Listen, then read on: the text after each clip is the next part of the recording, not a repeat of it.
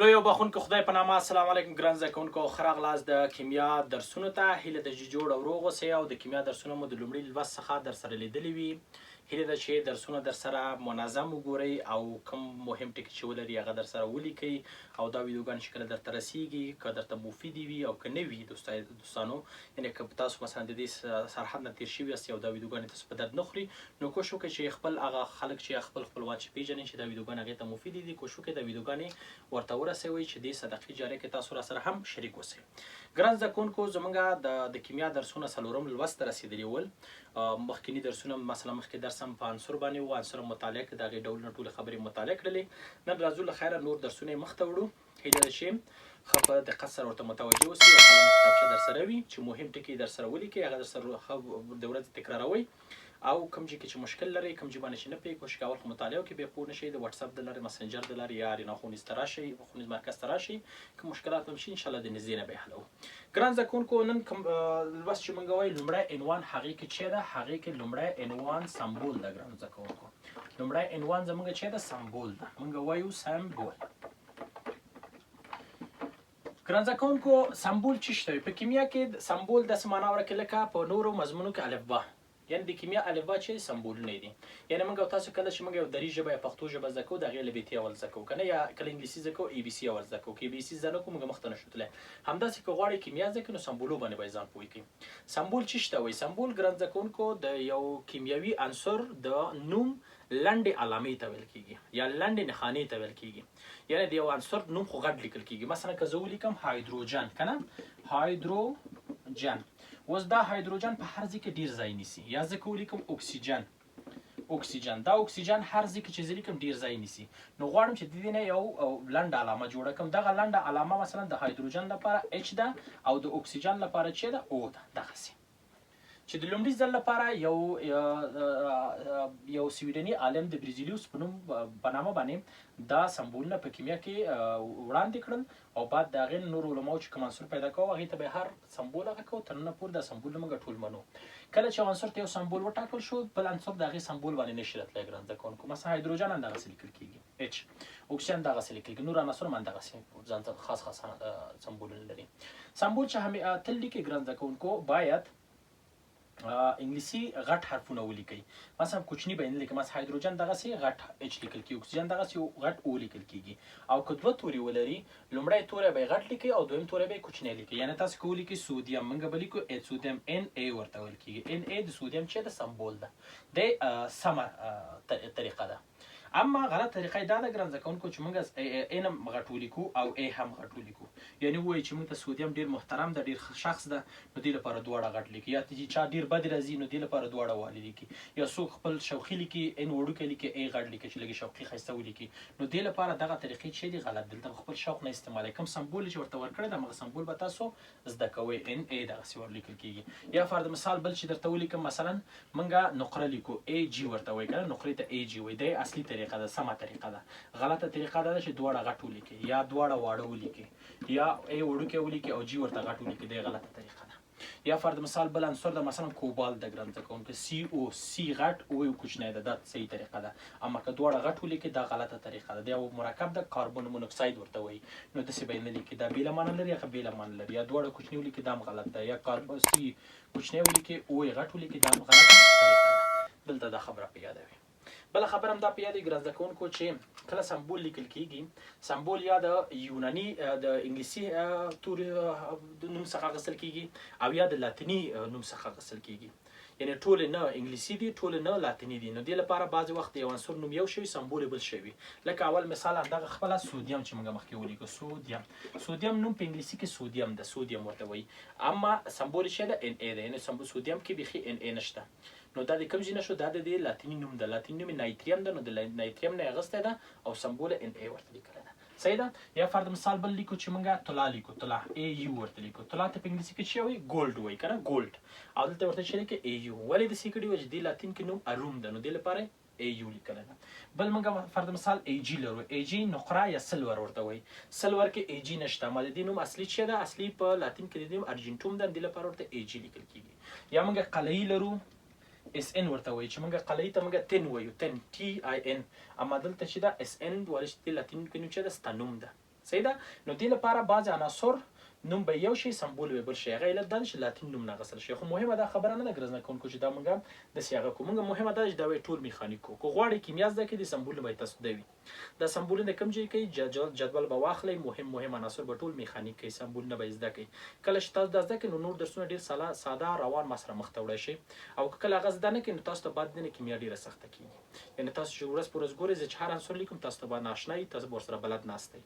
صحیح ده. که زه اوس فرض مثال د فرعي صنف وی، فرعي صنف کې مثلا هم دا تکرارول همغه په کتاب کې اړینه ښوونیز مرکز کې کتاب کې د هغې په کتاب کې 450 مهم عناصر د هغې سمبولونه لیکل شوي دي، هغه مې صنف کې تکرارول او په سبا نه مې د هغې پوښتنه کوله چې شاګردان یې ښه میخانیک یعنې ښه وخت هم ورکوو. نو تاسو ته هم زه ښه وخت درکوم، دا کوشش کوئ زده کړئ. نو بیا کله چې دا عنصرونه سمبولونه تاسو زده وي نو بعد دې نه تاسو راسره درسونه ډېر په سادګۍ ډېر په اسانۍ مخ ته وړی شي او ډېر شیان به ترې زده کړئ. نو دې لپاره کوشش وکړئ چې اول ځان ته جدول کښېږدئ، مخکې دې نه چې بل درس ته لاړ شئ، بله ویډیو پلی کړئ، اول لاړ شئ سمبولونه زده کړئ.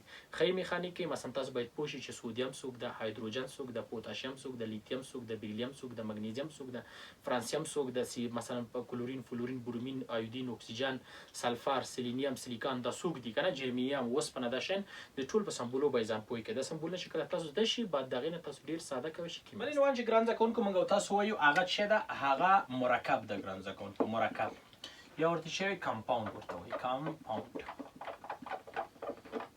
مرکب یا کمپاوند موږ او تاسو مخکې هم د دې نوم اخیستی او موږ ویلي وو چې خالص مواد یا خالصه ماده چې ده په دوه ډوله ده، یو عنصر ده یو مرکب ده. چې عنصر هم خلاص کړه، تعریف د هغې سمبول ټول شیان خلاص کړل، اوس به شروع کړو مرکب ته. مرکب ګران زده کوونکو اول تعریفوو. تعریف یې څه رقم ده؟ وایي کله چې دوه یا څو عنصرونه یو بل سره یو ځای شي په یو خاص وزني او حجمي تناسب سره چې د مواد لومړني خواصونه له منځه لاړ شي او د نوو خواص سره نوي مواد جوړ کړي، دغې ته څه ویل کېږي؟ مرکب ویل کېږي. یعنې څه رقم یې تعریفوو؟ د دوه یا څو عنصرو د یو ځای کېدو څخه په یو خاص وزني او حجمي تناسب سره چې نوي مواد د نوي خواص سره جوړ کړي او پخواني خواص له منځه لاړ شي، همدغې ته موږ څه وایو؟ موږ مرکب وایو. لکه څه معنا ورکوي؟ موږ لکه هایدروجن راخلو ګران زده کوونکو، د اکسیجن سره تعامل ورکوو. کله چې دا دواړه یو ځای شي څه جوړوي؟ اوبه موږ ته جوړوي. اوبه کله چې اوبه جوړېږي، ګورئ ګران زده کوونکو هایدروجن چې ده خاصیت یې دا دی چې اور اخلي. خاصیت د هایدروجن چې ده اور اخلي. اکسیجن په اور اخیستلو کې ورسره څه کوي؟ کومک کوي. یعنې دا اور اخلي او دا د اور اخیستلو کې ورسره کومک کوي. خو کله چې دواړه یو ځای شي اوبه جوړوي، اوبه د دې دواړو برخلاف ده. یعنې اوبه نه اور اخلي نه پر اور اخیستلو کې ورسره کومک کوي. کله چې چېرته اور بل شي موږ اول اوبه پرې اچوو. یعنې دا یې فرق ده. بل فرض مثال سودیم ده ګران زده کوونکو. سودیم کله چې سودیم د چی سره تعامل وکړي؟ کلورین سره تعامل وکړي. سودیم د کلورین سره تعامل وکړي مالګه جوړوي ګران زده کوونکو. دا د خوړو مالګه جوړوي. صحیح ده، مالګه جوړه کړه. اوس سودیم چې ده ګران زده کوونکو خپله د معدې زهر دی، کلورین چې ده د تنفسي سیستم زهر ده. خو کله چې دا دواړه یو ځای شي مالګه جوړوي. مالګه نه معدې ته کم ضرر رسوي او نه هم تنفسي سیستم ته کم ضرر رسوي. نو دلته دا دوه مواد یو بل سره یو ځای شول او د خاص یعنې نوي مواد د نوي خاص خواص سره جوړ کړل، دغه ته څه مرکب ویل کېږي. او بل هم دا ویل چې مرکب کله جوړیږي ګران زده کوونکو په یو خاص وزني حجم. وزني حجم معنا دا ده ګران زده کوونکو، یعنې کله چې موږ چې جوړو اوبه، دا اوبه ته تاسو وګورئ اوبه ده، اوبه هم جوړې کړئ که د فورمول ده. دلته دا یو ده، یعنې کتله د هایدروجن یو ده، د اکسیجن کتله 14 ده. یو په دوو کې 2 کېږي او په نسبت یو په 14 کې 14 ده. یو 2 8 2، یعنې نسبت د اوبو یو په نسبت د څه شي ده؟ یو په نسبت د 8 ده. یعنې کله چې موږ تاسو غواړو چې اوبه جوړې کړو باید نسبت د هایدروجن یعنې اکسیجن څومره وي؟ هایدروجن به 1 وي او اکسیجن څو وي؟ 8 وي. او موږ کله چې دا نسبت ورته جوړ کړو بعد د هغې نه اوبه جوړېږي. که دا نسبت ورته جوړ نه کړو اوبه نشته، اوبه نه جوړېږي. یعنې باید 1 ګرام هایدروجن ولري، 8 ګرام په مقابل کې اکسیجن، یا 10 ګرامه دا ولرو 80 ګرامه هغه ولرو، یا 20 ګرامه دا ولرو 180 هغه ولرو، یا 100 دا ولرو 800 هغه ولرو. نسبت برابر وي او بعد د هغې نه بیا دا مرکب موږ ته جوړوي. که چیرې موږ هایدروجن 2 ونیسو او اکسیجن 8 ونیسو نو دلته دې دوو کې یوې دې تعامل کې شرکت کوي، تعامل کې به درد خوري او دا یو بل چې ده هسې پاتې کېږي او تعامل کې شرکت ته یې نه پرېږدي. هلته تعامل نه کوي، داسې نه کوي چې یعنې څومره ډېر یې همغونه ښه نه، دې نه استفاده نه کوي، فقط همغه نسبت باید موجود وي، همغه باید تعامل وکړي. دې خبره صحیح ده. او که چیرې فرض مثال داسې وکړو چې دا 1 ونیسو اکسیجن 9 ونیسو، دلته بیا 8 په تعامل کې راځي او 1 په تعامل کې نه راځي. او که چیرې 1 په نسبت د 2 ونیسو نو دلته بیخي تعامل صورت نه نیسي، یعنې دلته تعامل نه کېږي، په دې چې نسبت برابر نه ده. صحیح ده. یعنی دا هغه خاص وزنی حجم و هو وزنی هغه تناسب او حجمي تناسب په دې معنی ګران زده کوونکو چې باید یعنی کله چې اوبه منځته راځي دوه حجمه اکسیجن وي په نسبت د یو حجم اکسیجن وي او په بیا دوه حجمه موږ ته چیرې راکړي اوبه راکړي. یعنی د نسبت ده چې دوه حجمه دا وي یو حجم دا دوه حجمه اوبه کېږي. که دا نسبتونه ورته جوړ نه کړي اوبه نه جوړېږي.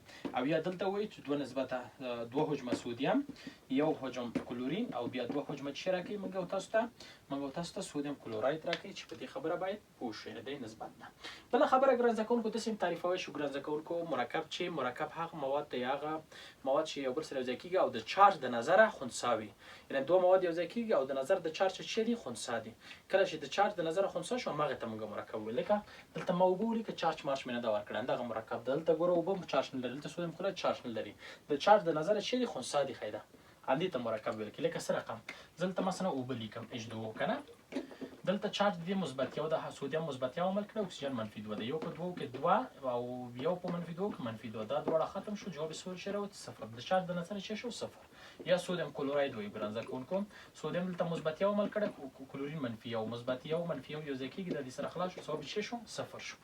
د چارج د نظر د دوی چیرې خنثی دي. صحیح ده.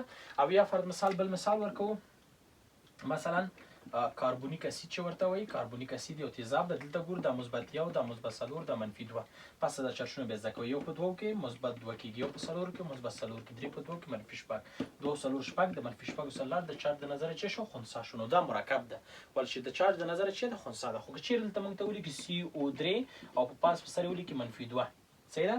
نو دلته چارج په سر لیکل شوی یا NH4 ده او په سر ورته لیکي مثبت یو نو دا چارج په سر لري نو چارج لري دا مرکب نه ده دې ته آیون ویل کېږي. یعنی چارج د نظر چې بیا خنثی شو دغې ته موږ مرکب ویلی شو. دې ته هم داسې تعریف هم کولی شو. همداسې راځو بل عنوان چې دلته موږ لیکو د مرکب ډولونه. ګران زده کوونکو مرکب په دوه ډوله ده. موږ مرکب په دوه برخو ویشو یو ته عضوي مرکب ویل کېږي او یو ته غیر عضوي مرکب ویل کېږي. عضوي مرکب او غیر عضوي مرکب چې همدغه مرکبو د لحاظه نظره موږ بیا ویلی شو چې مرکب په څو ډوله ده کیمیا په څو ډوله کیمیا په دوه ډوله. موږ اوس کیمیا دوه برخې ویشله کې عضوي کیمیا غیر عضوي کیمیا چې د عضوي کیمیا درسونه مکمل جدا شروع شوي دي ګران زده کوونکو تاسو لومړي سر نه هغه لیدی شئ چې نهم دولسم کې ده او غیر عضوي چې همدا کیمیا روانه ده همداسې که نه دا دواړه د دې لپاره یعنې مرکب په دوه ډوله دې لپاره دوه برخې ویشو. مثلا عضوي مرکبو کې موږ کاربن لرو کاربن استعمالیږي هایدروجن استعمالیږي اکسیجن استعمالیږي نایتروجن استعمالیږي فاسفورس استعمالیږي بل سلفر استعمالیږي هالوجنونه چې ایکس باندې ښودل کېږي مثلا هالوجن فلورین کلورین برومین آیودین ته وایي دې استعمالیږي یعنې څو محدود عناصر لري. اما غیر عضوي چې ده ټول جدول ده ګران زده کوونکو ټول جدول یعنی دا هغه کیمیا ده چې ټول جدول عناصر پکې شامل دي. نور فرقونه هم شته چې هغه عضوي کیمیا تاسو کله وګورئ دلته فرقو باندې متوجه کېږي. او بل داسې ویلی شو ګران زده کوونکو چې مرکب په دوه ډوله ده. مرکب په څو ډوله ده په دوه ډوله ده. یو ته ساده مرکب ویل کېږي او یو ته سو اټومي ورته ویل کېږي سو اټومي ویل کېږي. ساده په دې معنی چې یو اټوم ده هماغه لکه هایدروجن چې دوه اټومي پیدا کېږي ساده مالیکول ده یعنې ساده د دواړه یو خپله هایدروجن ده مله اکسیجن لکه نایتروجن که نه لکه فلورین چې مخکې دوه اټومي ویلی کلورین برومین که نه او آیودین دا دوه اټومي پیدا کېږي دا ساده مرکب ده. او کله چې مثلا سو اټومي په دې معنی لکه اوبه H2O دوه دانې شو میتان H4 که نه او بل H2SO4 چې د سلفوریک اسید یا د ګوګړو تیزاب یا د بطري تیزاب داسې هم ویشلی شو. صحیح ده. دې باندې پوه شئ. مرکب ګران زده کوونکو د مرکب کوچنۍ ذرې ته مالیکول ویل کېږي. د مرکب کوچنۍ ذرې ته څه ویل کېږي مالیکول. لکه د اټوم د عنصر کوچنۍ ذرې ته اټوم ویل کېده. موږ ویلی چې د یو عنصر کوچنۍ ذرې اټوم ده او ټول خواص د یو عنصر په اټوم کې شامل دي. اټوم همدا تعریف ده هغه کوچنۍ ذرې د یو عنصر ته ویل کېږي ټول خواص د هغې عنصر پکې وي. نو مالیکول څه رقم تعریفوو د مرکب کوچنۍ ذرې ته مالیکول ویل کېږي یو دانې ته مالیکول ویل کېږي چې ټول خواص د مالیکول مرکب ولري. یعنې که چیرې موږ یو مالیکول د سودیم کلوراید یا د مالګې مطالعه کړو نو د یو بوجۍ خواص باندې پوهېږو. یو بوجۍ بغم مالګې خواص نه چې د بوجۍ اوس خواص بعضې وایي چې د مالګې باندې پوهېږي په بوجۍ هم پوهېږي بوجۍ نه هدف مې دا یو بوجۍ مالګه د هغې په خواص باندې پوهېږي. صحیح ده. نو کله ګران زده کوونکو موږ او تاسو اټوم راخلو او بدلوو یو چیز ته مالیکول ته یې بدلوو مالیکول ته په یاده مې ګران زده کوونکو دا چې دې ته ځي یو کیمیاوي تغییر ده چې څه رقم تغییر ده کیمیاوي تغییر ده ګران زده کوونکو یعنی دې کې لومړني خواصونه له منځه ځي او مالیکول ته بدلیږي. خو که چیرې دا مالیکول ځي مرکب ته بدلیږي بیا دا سره هم تغییر دی، یو فزیکي تغییر د ګران زده کوونکو. فزیکي تغییر سره هم د ګران زده کوونکو چې دا ځي هغې ته فزیکي تغییر دا معنا ورکوي چې د دې خواص د هغې سره چې بیا بدلیږي کوم خاص یعنی کیمیاوي تغییر پکې نه راځي. لکه یو قطره اوبه او په یو مثلا یو ګیلاس اوبه یا یو سطل اوبه یا یو سین کې اوبه، دا ټول خواص یو رقم دي. هغلته مالیکولونه ډېر دي، مثلا سین دي جوړ کړل، ته مالیکولونه کم شوي دي، یو ګیلاس جوړ کړی ده. نورې کوم خواص یعنی د کیمیاوي تغییر نشته، فقط فزیکي تغییر. بله خبره چې د ګران زده کوونکو هغه څه ده، هغه د مرکب خواص دي. لیکو چې د مرکب خواص. ګران زده کوونکو باید د مرکب په خواص باندې ځان پوه کړئ چې مرکب خواص څه رقم دي. اوله خبره چې موږ د خواص د مرکب کې لرو، لکه عنصر کې مثلا موږ ویل چې د عنصر خواص، اوس راځو د مرکب خواص وایو. د مرکب خواص ګران زده کوونکو د هغې مالیکول پورې لري، یعنی یو مالیکول چې سره هم خواص ولري د هغې مرکب هم لري. یعنی موږ دې لپاره چې یو مرکب معلوم کړو د هغې خواص، د هغې مالیکول څېړو. کله چې هغه د مالیکول خواص باندې ځان پوه کړو، بعد د هغې نه بیا پوهېږو چې د مرکب خواص څه دي. او د مرکب خواص چې دي د هغې کیمیاوي اړیکې پورې اړه لري. کیمیاوي اړیکه پورې اړه لري، یا ورته چې وایي کیمیکل بانډ ورته ویل کېږي. کیمیکل بانډ ورته ویل کېږي چې له خیره پس ته په 6 فصل کې د کیمیا مکمل منظم په دې کیمیاوي اړیکې باندې غږېږو. یعنې موږ تاسو ویلو چې د یو عنصر ټول خواص د هغې اټومه پورې اړه لري، او د اټوم ټول خواص پروټون پورې اړه لري. یو عنصر موږ د پروټون د مخې پېژنده، اوس مرکب به د رابطې له مخې پېژني. یعنې ګلوکوز په اوبو کې لیږي، صحیح ده که نه، یا بوره لیږي، یا فرض مثال الکول لیږي، اما ایتر نه لیږي، غوړي نه لیږي. علت یې څه ده؟ دا شیان چې څېړو بیا دا ټول کیمیاوي اړیکې پورې اړه لري، صحیح ده. بس یو مالیکول موږ د عنصر نه د اړیکو له مخې پېژنو. دا اوله خبره هم په یاد چې ټول خواص د یو عنصر مالیکول او د مالیکول ټول خواص د هغې اړیکو پورې اړه لري. دویمه خبره ګران زده کوونکو دا هم په یاد وي چې د مرکب کثافت چې وي ثابت وي. کثافت چې وي، کثافت ثابت وي، چې له خیره په بل درس کې به انشاءالله مکمل په کثافت باندې وغږېږو. کثافت ثابت یا معین ده.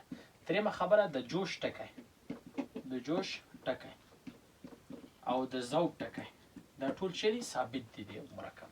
د جوش ټکی، د ذوب ټکی ثابت دي. او بله خبره هم په یاد چې مرکب خالصه ماده ده. څه رقم ماده ده؟ خالصه ماده ده. موږ تاسو ویلې متجانس هم خالصه ده، د خالص یوه برخه، او بل دا وایي چې متجانسه ماده ده. متجانس یعنې ټول قسمتو کې، ټولو برخو کې خواص یو رقم دي. پنځمه خبره دا ده د ساده کیمیاوي وسایلو، کیمیاوي وسایلو په واسطه تجزیه کېږي، په واسطه تجزیه کېږي. موږ دا ویلي وو چې مرکب عنصر چې ده د ساده کیمیاوي وسایلو په واسطه باندې نه تجزیه کېږي. هلته هم دا خبره کړې وه که نه، تعریف کړم. خو مرکب کېږي، یعنې مرکب کولی شي د برق په واسطه، د اوبو په واسطه، د حرارت په واسطه، د نور په واسطه باندې تجزیه کړي. خو عنصر هم په دې وسایلو باندې نشي تجزیه کولی. کیمیاوي وسایل هدف هم د حرارت شیان دي، د دې په واسطه یې تجزیه کوی شي. او شپږمه خبره ده لومړني خواصونه نه لیدل کېږي. لومړني خواص په مرکباتو کې نه لیدل کېږي. یعنې کله چې دوه مواد یو بل سره یو ځای شي او نوي مواد جوړ کړي، نو هغه خواصونه نور بیا لومړني خواصونه چې پکې ول، هغه خواصونه نور له منځه ځي او خواصونه نور پکې نه لیدل کېږي. دا خبرې باید په یاد وي. بله خبره چې دا ګران زده کوونکو دا زده کوي چې د مرکب او مخلوط ترمنځ فرق یا توپیر ولیکو. توپیر چې کره پښتو راشي، صحیح ده. توپیر مرکب او مخلوط ګران زده کوونکي او بل سره څه فرق لري؟ په دې خو موږ پوهېږو چې مرکب هم د دوه موادو یو ځای کولو ته وایي، او مخلوط هم د دوه موادو یو ځای کولو ته ویل کېږي. نو دلته د خواصونه فرقونه څه شي دي؟ یو څوک موږ ته وایي چې مرکب څه فرق لري او مخلوط څه فرق لري. نو څو فرقه درته ښیم، هغه ورته زده کړئ. اوله خبره چې ده، اوله خبره ګران زده کوونکو تغییر ده. تغییر یعنی تغییر خبره دا ده چې په مرکب کې ګران زده کوونکو په یاد وي تغییر کیمیاوي ده. یعنی مواد چې کله یو بل سره یو ځای کېږي کیمیاوي تغییر راځي، یعنی لومړني خواصونه له منځه ځي، کیمیاوي تغییر راځي. او مخلوط چې کله منځته راځي هغه فزیکي تغییر دی، یعنی لومړني خواصونه له منځه نه ځي. دا هم په یاد. یعنې تغییر په مرکب کې چې ده تغییر راځي او تغییر کیمیاوي ده. فزیکي کې تغییر راځي، خو تغییر چې ده فزیکي ده. یعنی په مخلوط کې تغییر چې ده فزیکي دی، یعنې لومړني خواصونه خپل لاسه نه ورکوي. مرکب خپل لومړني خواصونه لاسه ورکوي. دویمه مهمه خبره چې دواړو فرق ښیي هغه تناسب ده. تناسب یا ورته چې نسبت، یعنی کله چې مرکب منځته راځي په یو خاص نسبت منځته راځي. لکه مخکې چې د اوبو کې ویل نسبت یو اته و، هماغه نسبت ورته جوړ کړه اوبه جوړېږي، که هغه نسبت ورته جوړ نه کړي اوبه نه جوړېږي. خو په مخلوط کې دا نسبت نشته، یعنی نسبت کومه خبره نشته. لکه موږ او تاسو کله چې بوره په اوبو کې اچو نو شرط دا نه چې څومره باید واچوئ، یو قاشقه، دوه قاشقه، درې قاشقې واچوئ، هېڅ مشکل نشته. یا کله ممیز او نخود چې یو ځای کوئ کوم نسبت نه لري چې 1 کیلو سره 1 کیلو 2 کیلو سره رقم چې یو ځای کوئ مشکل نه لري، نو تناسب خاص نه لري. درېیمه خبره چې دا هغه تودوخه ده ګران زده کوونکو. تودوخه یا حرارت په کیمیاوي په مرکب کې یا منځته راځي یا هم موږ باید یو مرکب ته تودوخه ورکړو. یعنی یو مرکب چې کله دوه مواد تعامل کوي شاید حرارت ته ضرورت پیدا کړي تودوخې ته، او تعامل په اسانۍ نه کړي، نو موږ هغې ته حرارت ورکوو، تودوخه ورکوو تر تعامل وکړي. یا دوه مواد یو بل سره یوځای کېږي حرارت تولیدوي، نو تودوخه سره اړیکه لري. خو کله چې مخلوط منځته راځي مخلوط د تودوخې سره هیڅ اړیکه نه لري. دا خبره په یادوي. څلورمه خبره ګران زده کوونکو دا ده چې ساده وسایل په واسطه باندې تجزیه کېدل. یعنی موږ غواړو چې مرکب هم تجزیه کوو او مخلوط هم تجزیه کوو. د کوم وسایلو په ساده کیمیاوي نه، یعنی هدف مې دا نه ده چې ساده کیمیاوي چلته وي، هغه ساده کیمیاوي خو حرارت د نور د برق دا شی. دلته ساده وسایل لکه پیچکش، چاقو، پلاس، آیندروبه او د دې وسایلو په واسطه. د ساده وسایلو په واسطه باندې موږ نشو کولی چې مرکب تجزیه کوو. داسې نشو کولی چې څټک راواخلئ اوبه وباسئ او وګورئ چې اکسیجن هم تښتېدلی ده او هایدروجن هم تښتېدلی ده. صحیح ده که نه؟ د یو بل نشو جدا کولی.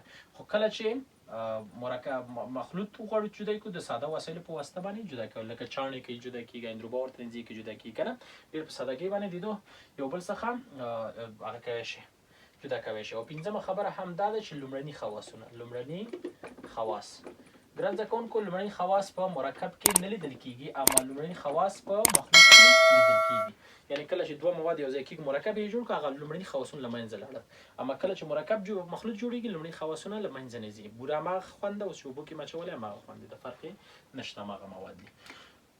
بل فورمول ګران زده کوونکو بله خبره چې ده هغه فورمول ده. فورمول څه شته وایي؟ په یو مرکب کې چې کوم عناصر شامل دي د هماغه نومونه یو ځای ولیکه، هماغې ته فورمول وایي. صحیح ده؟ یعنی کله چې موږ سمبول موږ د عنصر د ښودلو ته ویلي ول، د مرکب ښودلو ته فورمول ویل کېږي. صحیح ده؟ یعنی په یو مرکب کې چې څو عنصره دي د هماغه سمبولونه یو ځای ولیکه. مثلا څه رقم اوبه چې لیکو H2O لیکو که نه، H2O داسې دا د اوبو فورمول شو. د هایدروجن سمبول ده، د اکسیجن. خو کله چې یو ځای شي دې ته فورمول ویل کېږي. لکه د ګلوکوز فورمول C6H12O، یا د ګوګړو تیزاب چې دی H2SO4 یا سلفوریک اسید چې ورته وایي، یا مالګه چې د NaCl چې ده، لکه میتان CH4 چې ده، لکه کاربن ډای اکساید. همدغسې ټکه ټکه نور هم ډېر مرکبات دي چې دې ټول زده کول موږ ته مهمه نه دي. موږ ته مقصد مهمه ده سمبول زده کول ول چې هغه باید زده کړو. دا چې کوم مرکبات مهمه هغه خپله ډېر موږ ته تکرارېږي، هغه خپله همداسې تر اخره پورې چې مخ ته ځو ډېرې نوم اخلو نو اخره پورې زموږ حتما په یاد پاتې کېږي. نو ګران زده کوونکو دا و د نن درس. هیله ده چې یو شی هم ترې زده کړی وي او کوشش وکړئ چې دا درسونه در سره مکمل کوم درسونه ټکي چې مهمه دي هغه در سره ولیکئ، بیا تکرار کړئ، ډېر ښه زده کوئ او نورو ملګرو ته هم دا ویډیوګانې ورسوئ. ښه وخت ولرئ. په مخه.